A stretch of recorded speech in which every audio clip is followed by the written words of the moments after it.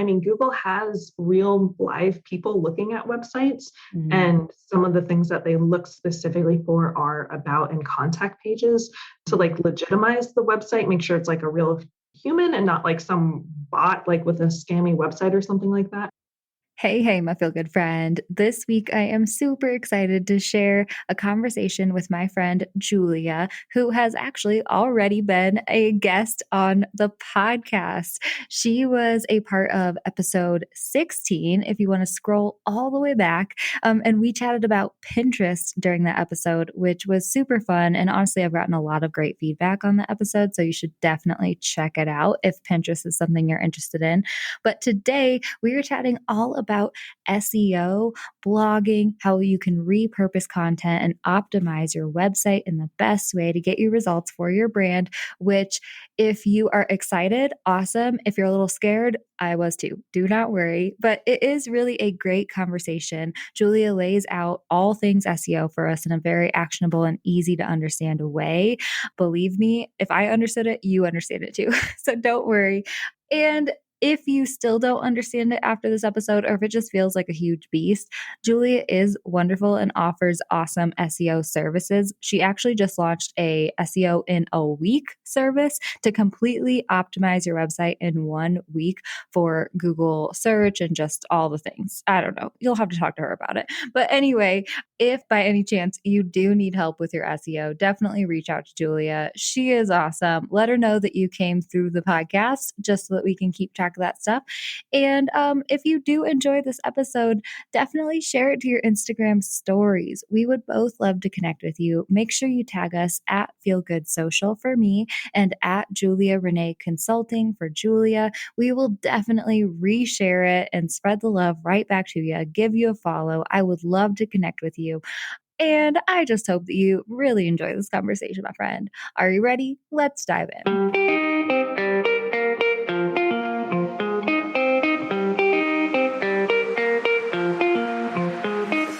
Hey, friend, and welcome to the Feel Good Social Podcast. I'm your host, Kinsey, and I'm here to help you market your business in a genuine way that works without wasting your precious time.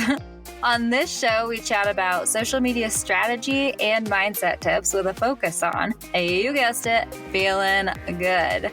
So sit back, relax, and enjoy some genuine conversation for the good of your biz. On Instagram, I have a new fun quiz that's just for you, my friend. I, of all people, know how hard it is to figure out how the heck you're supposed to translate your brand to the gram. And with this quick 7-question quiz, we will help you hone in on your brand's personality, voice, and visuals so that you can show up consistently and create content that looks beautiful and feels on brand for you. This quiz is so awesome. It's been a long time coming, and I know that you're going to have a lot of fun with it. Plus, the results will help you show up in the best way for you. If you'd like to check out our new brand vibe quiz, just head to feelgoodsocial.com/quiz. Pretty easy. Head to feelgoodsocial.com/quiz to find out what your brand's vibe is on social media and start showing up there for your brand. Hi, Julia. I'm so excited to have you back on the show, lady. Thank you so much for joining us. Yeah, thanks for having me again. Yes. Well, you were already in episode 16 and we were chatting about Pinterest if anyone wants to go back and give that a listen. But for those listeners who haven't listened to your past episode yet, can you just share a little bit about who you are, what you do, and who you serve? Yeah, so I'm Julia. My business is Julia Renee Consulting, and I'm an SEO and Pinterest consultant. So I think today we're talking more about SEO, but last episode was all about Pinterest. I'm also a new SEO professor. I just finished up my first semester. Yeah, really exciting. So I love talking about SEO, obviously. I can talk about it to anyone for, hours at a time if I need to. And I love that so much. I know we were chatting before we started recording and I was like, that is hilarious because that's how I feel about so many things when it comes to branding, Instagram, social media content creation, but definitely not SEO. So I'm very excited to have you just talk our ear off about that, because it is something that is so important, I think. But it's kind of like we were chatting before, a little scary for a lot of us, especially when we're just starting out and whatnot. So I'd love to maybe start with, how did you start getting interested in SEO? What's the story behind that? Yeah, so I have absolutely no background in SEO before starting my business. I learned SEO and also Pinterest because I had and still have a travel photography site. So I learned, Facebook, Instagram, Pinterest, all those strategies to help get more traffic to my blog.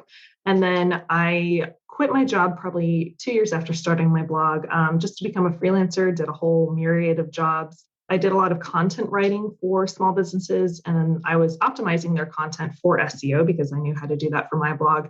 And then after a while, I started to realize that they didn't know what that meant or like why it mattered or anything. So that's when I started focusing more on SEO. And then I dropped, doing like Facebook and Instagram management because this is around the time where they kept changing all the algorithms and I just could not keep up anymore. And I love for SEO and Pinterest that it does, have more of the ranking challenge. And SEO does have a lot of data, which I'm an Enneagram 5. So I do love that aspect. Oh man. Yeah, for sure. I know I feel like that's how so many of us start our businesses, being like, okay, what are we going to do? And if you're like me, semi like you, maybe we start out doing a lot of different things and then slowly hone in on what we're really great at, which is so awesome. You know what I mean? Because that's been another big lesson, I think, for my business too, is learning that I don't necessarily have to love the statistics, the analytics, the SEO part of it. Enneagram 7 over here. And, but I really love the content creation part of it. And then realizing that there are other people out there who love that part of it. Right. And realizing that you can hire someone to help you do that sort of thing, that just kind of makes you, cross your fingers at it and back away slowly, So I love that so much. Can you just share? I think that a lot of people might be in my boat when it comes to the SEO part. It's either scary, they haven't really wanted to tackle it yet, anything like that. Why is it so important that we do make SEO optimization a part of our strategy? Yeah. And I think one of the reasons why it's so scary is because there are so many different pieces with it. So it's not like on Instagram where it's fun and social and you get to hang out with people and like post pretty photos. There are like over 200 different ranking factors for Google. And not that you have to focus on all 200 of them, but there are several very important pieces. But the reason why it's so important is because you can reach people when they're searching for, your services or products. They're much more likely to be ready to pay for something, rather than maybe someone who's been following you on Instagram for like a year or something, and they, like you more as a person, but maybe they don't need your services or aren't ready to commit to your services right now. But search engines, people are searching specifically for something. And I was actually just chatting with a wedding photographer of mine a couple hours ago. I've done some SEO work for her site and recently did some updated keyword research for her. And she was telling me that like the people who are finding her from Google are like ready to commit right then and there because they are exactly who they were searching for. And they don't necessarily need to be following her on Instagram for a while to get to know her. They really love her style. They, found her for, keywords that match her style specifically. So they're much more ready to commit to her than someone who maybe like DMs her on Instagram. Yes, I love that so much, because that's something that I think might be a weird limiting belief, or a weird belief of like a lot of new entrepreneurs, right? I hear this a lot. I thought that social media was going to be easy. I thought I was just going to show up and slap content on there and everyone was going to come and immediately buy from me. And I was going to grow this awesome following and all these things. And that's not really the case, And it's kind of like sad when people realize, no, social media, you can definitely make sales and you can create a strategy that helps to move your bottom line, but it is kind of the longer game. And I do think that, a lot of the focus of most of the social media platforms are really building that community and connection and nurturing customers, right? Building up that know, like, and trust factor. It's the relationship driven focus more than hey, I'm going to go to Google and search for something, and whoever pops up on the first page of Google is the best choice for me. And that's who I'm going to buy from. Right. Mm-hmm. And so that's where Google can really help you for sure. I love that you Oh, brought yeah. that up.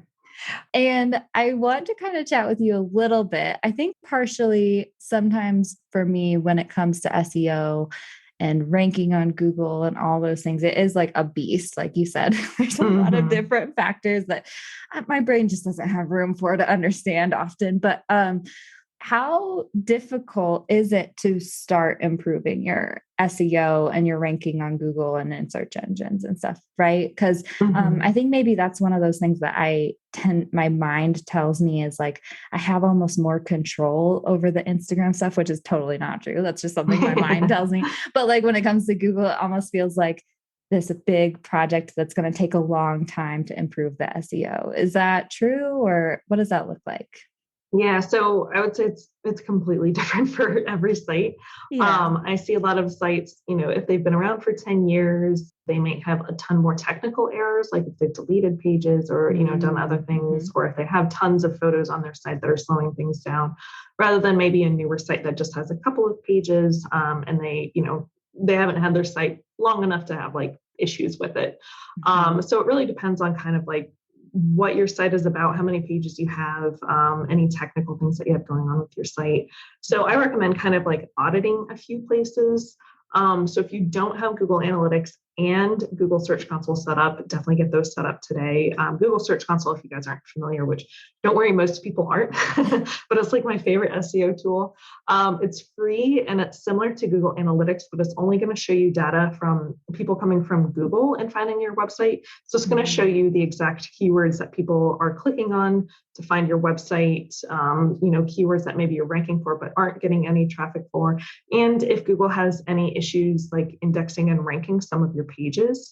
So that's a really important place to start, just to see what you're ranking for, if you are ranking for anything, if it matches what you're trying to rank for, because I see this a lot of times where, maybe people weren't very clear in their website copy what their services are. So Google's not very clear. So they rank them for things that, maybe aren't relevant. So kind of starting there to see what you're ranking for, if there are any issues. You can also do site speed tests. So Page Speed Insights and GT Metrics are both free site speed tools. It'll also show you like if there's anything slowing down your site, what should be fixed. Because this is important both for SEO, but also for, helping convert people to clients. Because if it takes 10 seconds for, your homepage to load, they're likely not going to go visit your services page and then, wait another 10 seconds and then wait another 10 seconds for your contact page to load.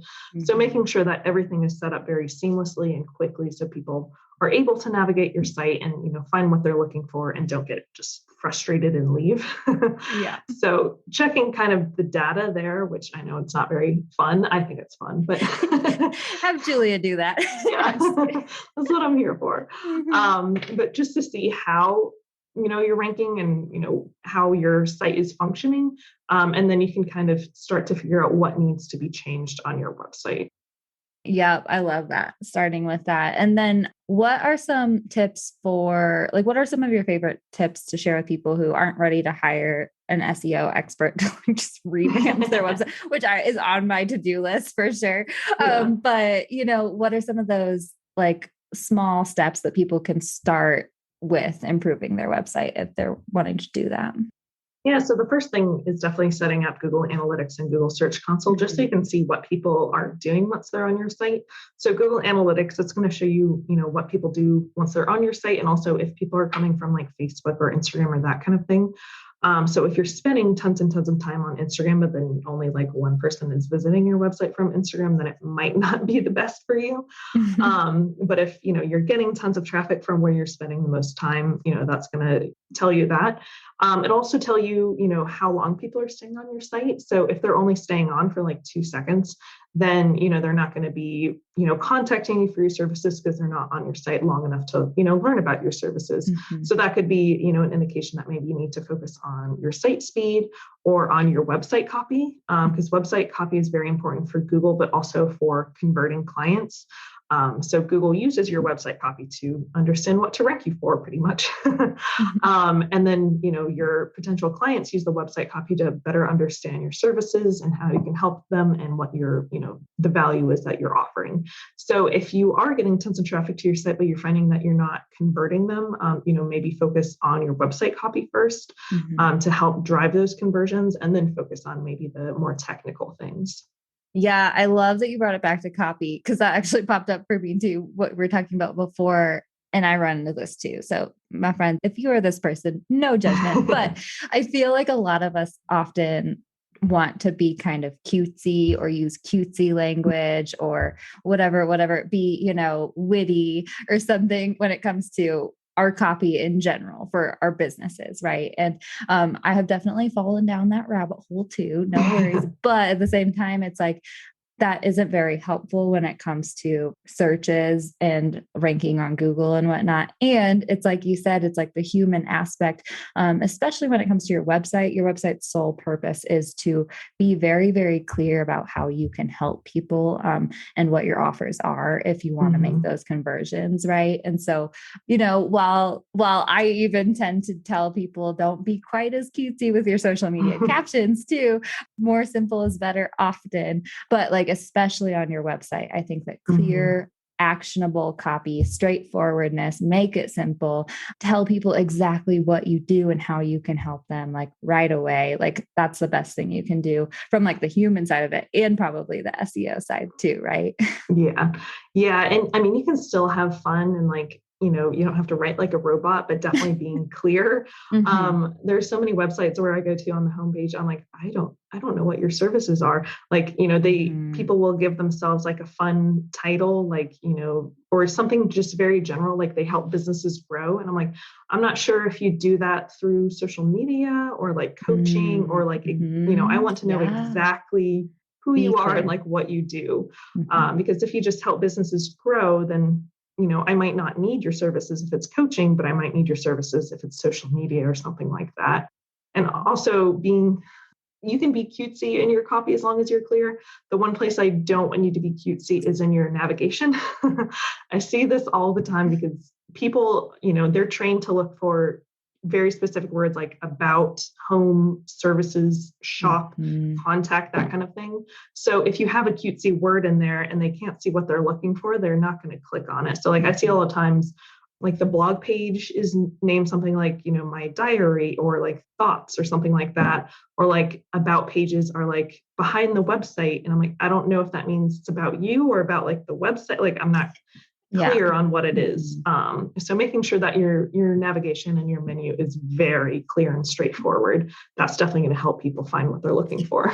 Yes. Oh my gosh. I love that so much for so many reasons. I mean, firstly, I'm so glad that you brought it back to you can add personality to your website. Don't write like a robot, because for sure, that's like, it's so funny because that's so much of what I teach too. But I think it's really important to know when and where you need to be very, very clear, right? So with your headings, and whenever you brought up the headings, especially too, like that's kind of what I think ranks for Google a lot of times, and like helps to like, helps with like your site navigation when it comes to Google too and whatnot. But like, especially too on Instagram, even, it's like, there are very few places at this point where your profile is discoverable, right? And your Instagram name is one of those places. And so even though a lot of us want to come up with this cute personality name, it's actually really better to like be very clear about which industry you're serving and all of those things. So, and then with the navigation, I feel like I need to totally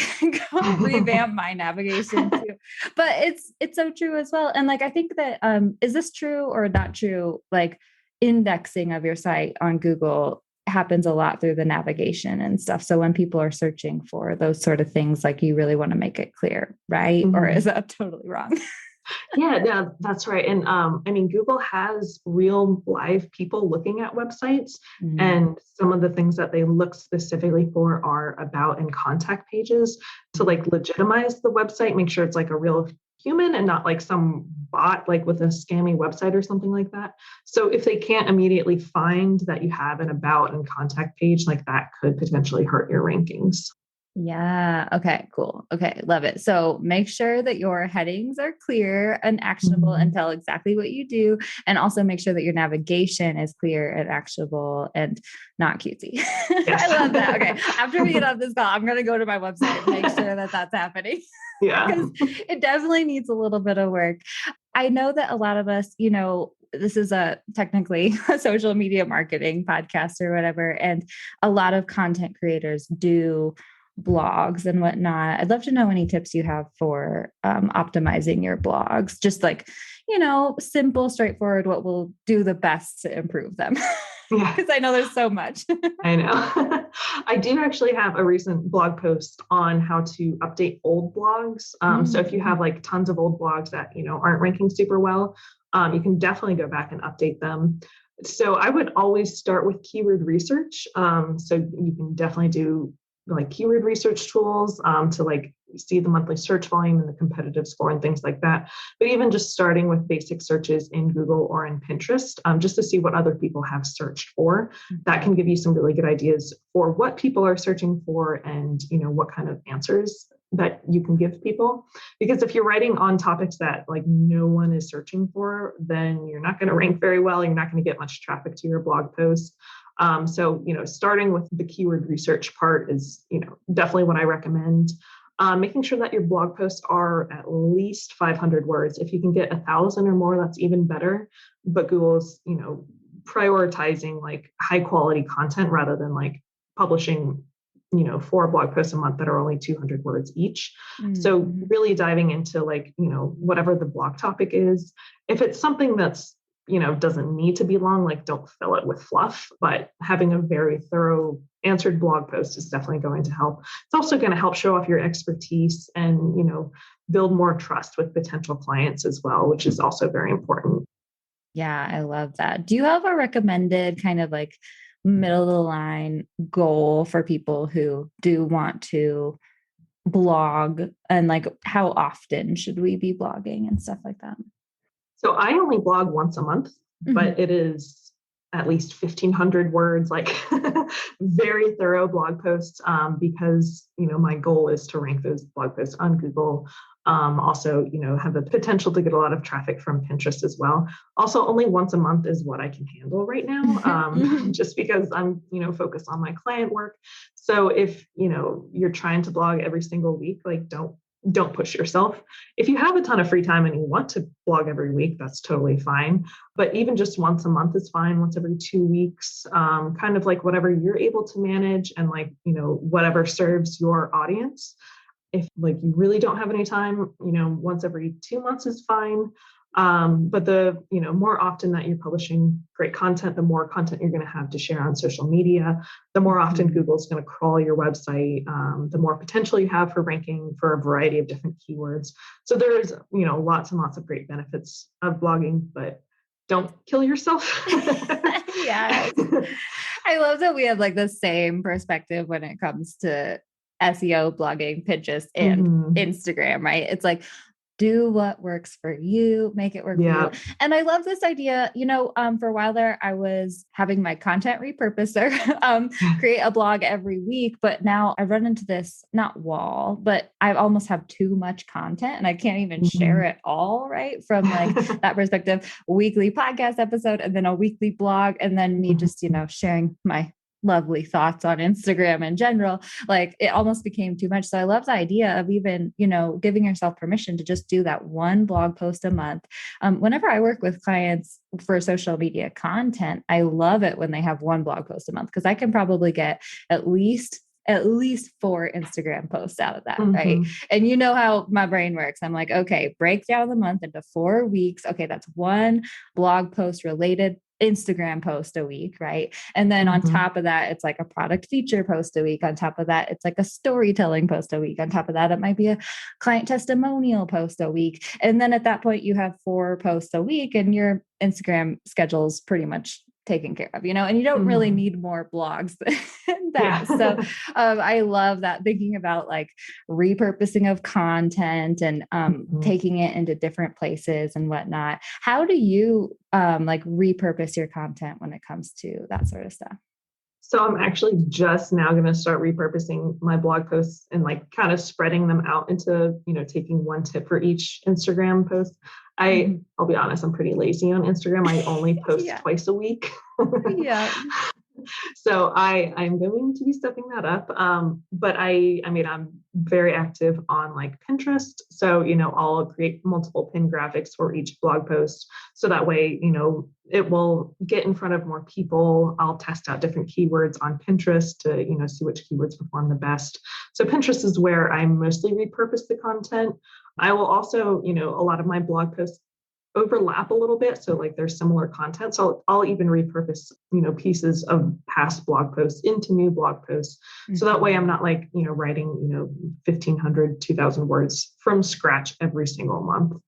Yeah. Oh man, I love that you just gave us that permission too. I am so much about content repurposing for sure. I've actually been kind of doing this. I mean, June has been a crazy month for me, let's be honest, in general, but also I kind of decided that I wanted to really focus on the content repurposing. And I've actually been posting a lot of similar content in June 2021 that I posted in June of 2020. Right. Oh yeah. And so I love that you're like giving us that permission to repurpose across blog posts even. Do you repurpose blog post content for your email list too, or?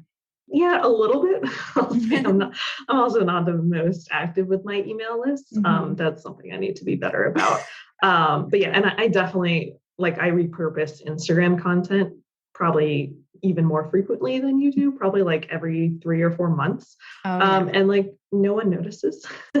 No one notices. I love that. Yeah. And I mean, I have new followers at that point. So like they're getting, the value from that. And then I'll just like switch up the example. So like I'll, one post that I'm thinking of in particular is about finding keywords. So every time I repurpose that content, I just swap out whatever the keyword example is. But yeah, I'm big on finding ways to repurpose. And then for the blog posts, I definitely don't recommend copying like an entire blog post and repurposing it, but just, like if I'm writing a blog post on SEO strategies, I'll take a paragraph from like a keyword research blog post that I've written to use for the keyword research portion of the, SEO strategy blog post.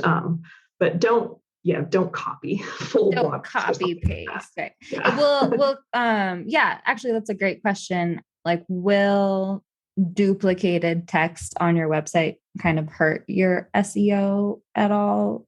Is that a thing? If it's like almost the exact same, then you could be competing with yourself. There is something called duplicate content, and that is for across like different websites.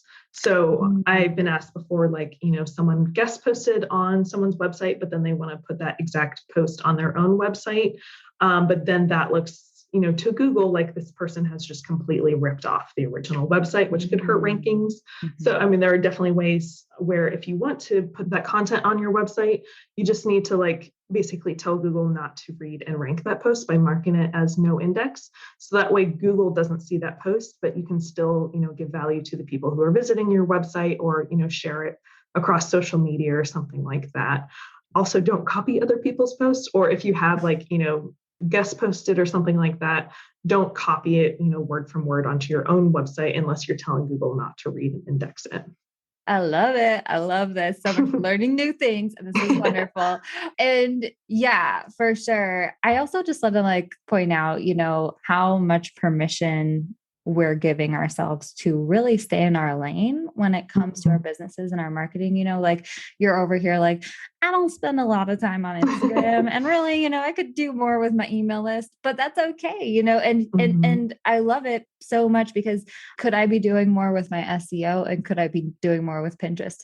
Heck yeah. You know what I mean? But we're both like very, very good at the Instagram side of it, the SEO, Pinterest side of it, and I think that really leaning into what is working for you and your business, what your customers are responding to, but also what you're really, really great at, leaning deeper into that versus going wider with a lot of other things across your business, especially when you're first starting out. You know what I mean? Start building in those areas where you really thrive, I think, and then slowly start dabbling your toes into those other areas and do what you can, but, grow your business in that way, I think. And then you can maybe hire help for some other areas, or or once you get that one area under your belt really well, then you can start like expanding your own, I don't know, what you want to do. Right. Does that make sense? Oh yeah. Yeah. And I didn't have an Instagram account for my business for like 2 years when I started my business. So even like my Instagram account is pretty new. I'm like not active at all on like a Facebook page for my business because I just don't want to spend the energy there. And I just basically schedule things out for LinkedIn and I'm not super active there. But because I do get some business from Instagram, so I do try to be more active there. And also it's a little bit more fun than like LinkedIn. Yeah. I do enjoy it, but yeah, I'm definitely not one to like kill myself. I've never made a reel. I just posted my first like IGTV, which is just like a repurposed video from like my website for a service. So I do the bare minimum on Instagram.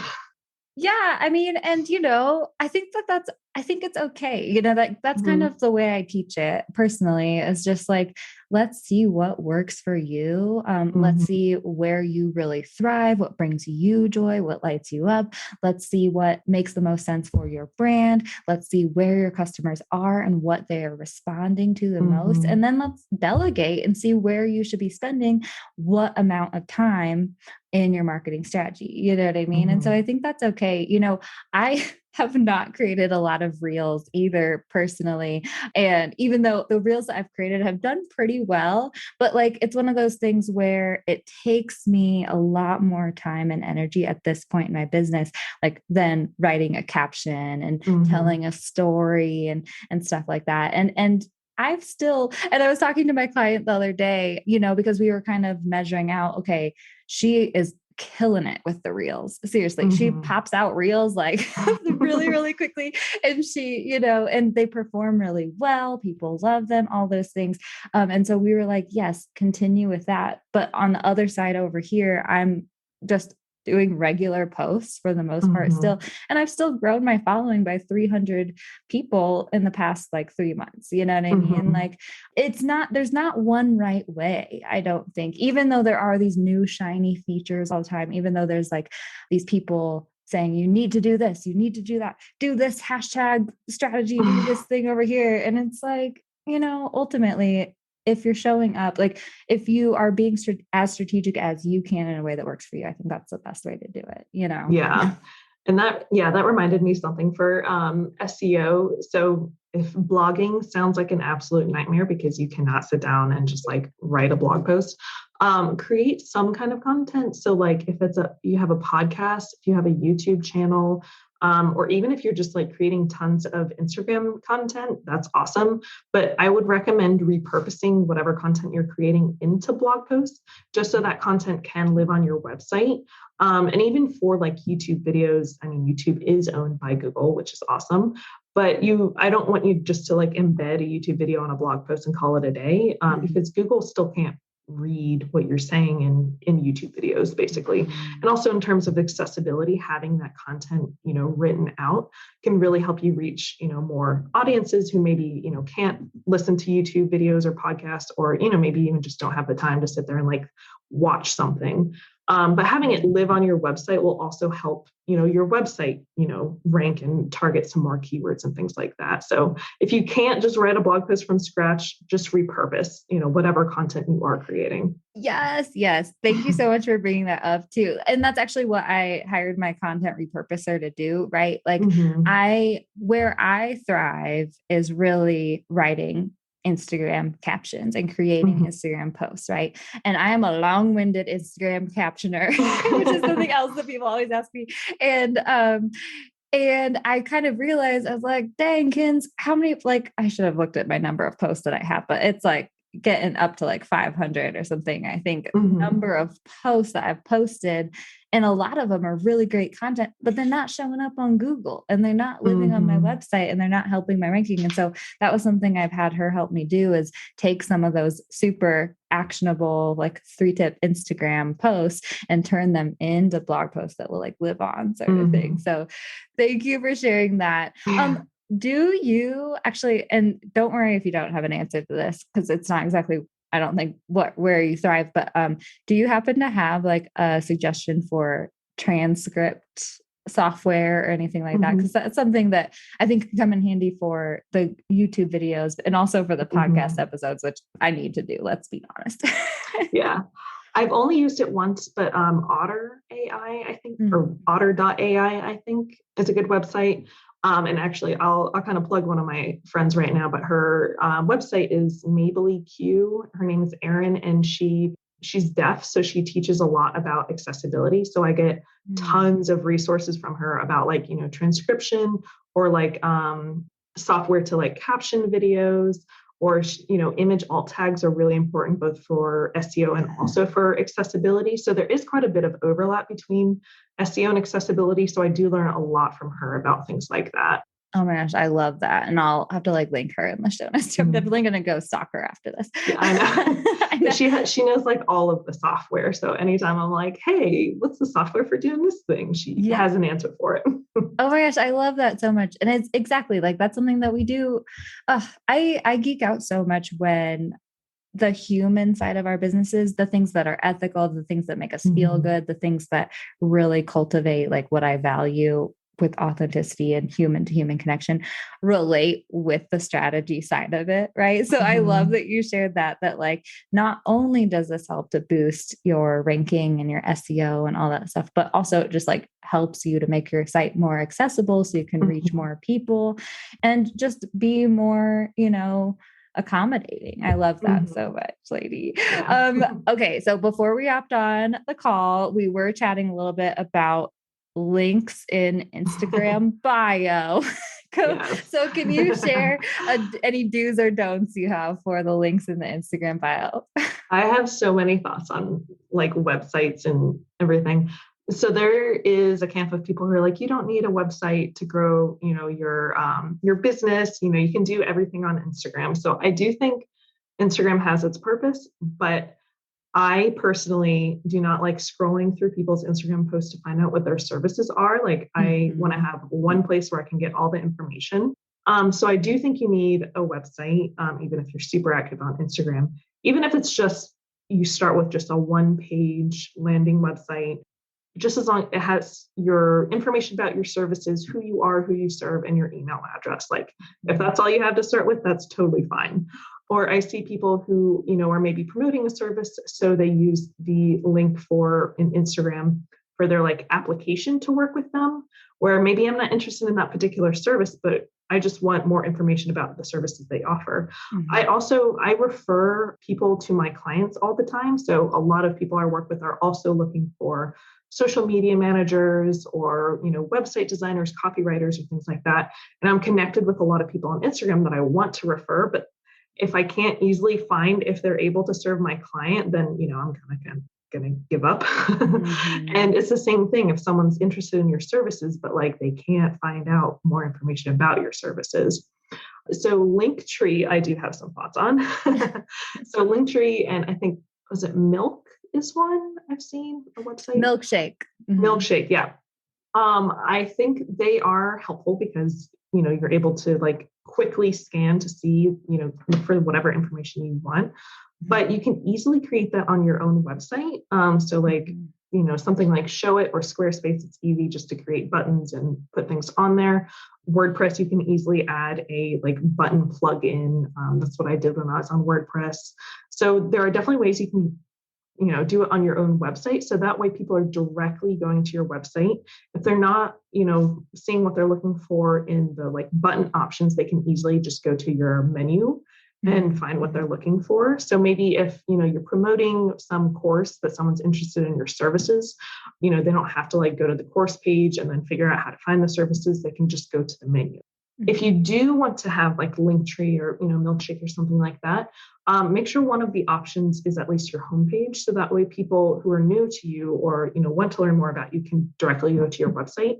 Because Mhm. I've seen a lot of times where people will have like maybe the latest podcast they've been featured on, and that links out to someone else's website, and then an application form to work with them, which doesn't go to their website. So none of the options actually go to their website. So making sure that people can go to your website if you're using Linktree. But my biggest recommendation is to, create something that lives on your website. And then also because Google Analytics will track that data. So I can see how many people are going to the Instagram page and then immediately going to another page. I can see how many people are maybe going to the Instagram page and then not finding what they're looking for and then leaving. So that gives me information that I need to rework the Instagram page, or maybe, even have text with more information on there. I mean, I know Linktree does give you data, but it's going to be completely separate from the data that Google Analytics is tracking. So as you can see, I have a lot of thoughts on this. No, I That's what I love recommend. this. Yeah, no, and I love it so much too, because we were like kind of laughing before. Like I've definitely been there. The ones that annoy me the most are when it's a link to an article on like a news site or something. And especially if the article is behind like a paywall or something. And then I'm like, Oh, I yeah. have no idea how to find you. You know what I mean? Like, how can this happen? So yeah, definitely just like at least making sure that you have some sort of easy way for people to find out like more information and exactly what they need about you. And for sure, I actually, I think that after this podcast interview, I'm going to go create that little button page on my website. And I think I actually already have one created. I just like haven't updated it in a while. So that's what I'm going to do after this interview. But lady, thank you so much for joining us. Can you please share, well, firstly, I would love to hear a little bit more about some of your SEO offers and whatnot. If for people like me who just don't want to mess with the SEO, right? How can you help anyone who's looking for SEO help? Yeah. So if you do want to like kind of dip your toes in more DIY, I do have a freebie that you can sign up for to get an SEO checklist for your blog posts. Also have some videos for, Google Analytics and Google Search Console showing you guys the ropes there. And then I do have some other resources in my SEO shop, courses and masterclasses and things like that. If you just don't even want to deal with it, we can definitely work together. I do have like SEO audits or SEO optimization. I did launch a new service called SEO in a week, where I will completely optimize your entire website in just a week. I did that because typically it takes 6 weeks to a few months to fully optimize a site, which is 6 weeks to a few months where you're not ranking super high. So if you want to be, ranking higher, faster, if you're launching a new website and you want to make sure that all the foundations are in place for you to start ranking well as soon as your site launches, this service can definitely help you. And if you learn about this service on the podcast, definitely let me know that you heard it on the podcast and that you heard about it from Kinsey. Yay. Yeah, I know. I'm like putting that on my to-do list for you to do for my website, because it's one of those things where I'm like, I always have tried to do things right in my business, but, and what's so funny? People tell me all the time, like, you're so organized, Kins, because in my social map online course and with my coaching clients and stuff, I share like my content planning system that I created that I use, and so they think that I'm organized, and I'm like, I'm really not. Like, I have to be, And so that's how it feels like with the website. I'm like, I tried to be organized and tried to do it, all the things, but I feel like I just need Julia to look at it for me. So thank you so much for coming on, lady. Can you share your Instagram website handle just so that we know where we can connect with you? Because I know people will want to do that. Yeah, so my website is juliareneeconsulting.com. Instagram is at Julia Renee Consulting, and my email is julia@juliareneeconsulting.com. So everything is juliareneeconsulting.com. Love it. Super easy. Awesome. Yeah. Well, thank you so much again, lady. I'm so excited to have you back on the show. This is wonderful. And just thank you so much. Yeah, thanks for having me. How great was that, you guys? I love chatting with Julia. She is so fun. And I love that she's an Enneagram 5 and I'm a 7. We're so different in so many ways, but we still connect. And she's just a wonderful human to chat with. So definitely connect with her at Julia Renee Consulting on Instagram. And if you're interested in doing her SEO for a week service, then definitely let her know where you came from. I am totally adding that to my to-do list. Like I said in the interview, if you're one of those people who just doesn't really want to tackle SEO for your website, I'm right there with you, and no judgment, my friend. So anyway, I hope that you enjoyed this awesome conversation. I hope you enjoyed this episode. Don't forget to share it to your Instagram stories if you did. I would absolutely love to connect with you on there. I'm at Feel Good Social. Make sure you tag me so I can see it and reshare it.